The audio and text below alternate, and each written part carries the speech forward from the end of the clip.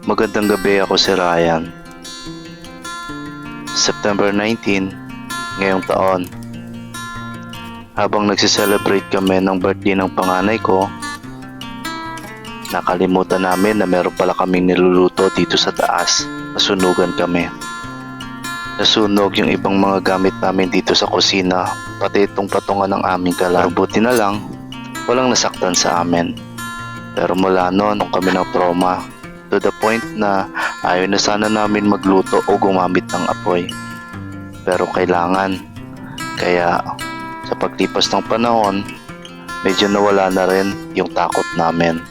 Kaya bumili na ako ng bagong kalan at gumawa nitong DIY na patungan. Gusto ko sanang bumili ng bagong patungan ng kalan, kaya lang naisip ko na tsaka na lang kapag gagawa na itong bahay namin. Wala rin kasi kaming sapat na budget para gumastos pa sa mga bagay na hindi naman masyadong kailangan. Kasi hanggat maaari kaming mag-asawa, ang iniisip namin ay makatipid dahil nga nagpapagawa kami ng aming bahay. Kaya kahit hindi naman ako marunong gumawa ng lamesa, pinili ko na lang na sikapin na matutunan gawin ito at pilitin kahit papano ay makagawa ko ng patungan ng aming kalan.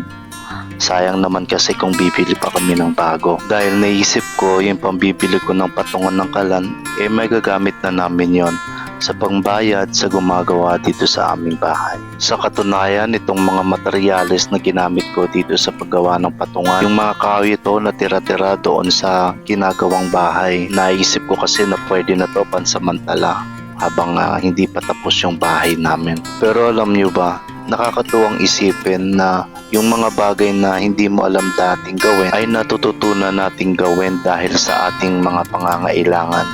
Tulad neto, ito yung kauna-unahan kong gumawa ng mesa. Kaya naman sa mga makakapanood ng video na to, pagpasensya nyo na po kung ano yung magiging resulta ng ginagawa ko. At dito nga sa part na to, napukpok ko ng martilyo yung daliri ko. At dahil sa sobrang sakit, ayaw ko na sanang ituloy itong ginagawa ko. Kaya lang, naisip ko, kailangan ko na itong tapusin. Dahil naumpisahan ko na. Sayang din naman yung oras at effort na nilaan ko para dito kung hindi ko rin lang naman tatapusin. Kaya tiniis ko na lang ang sakit at nagpatuloy dito sa ginagawa ko.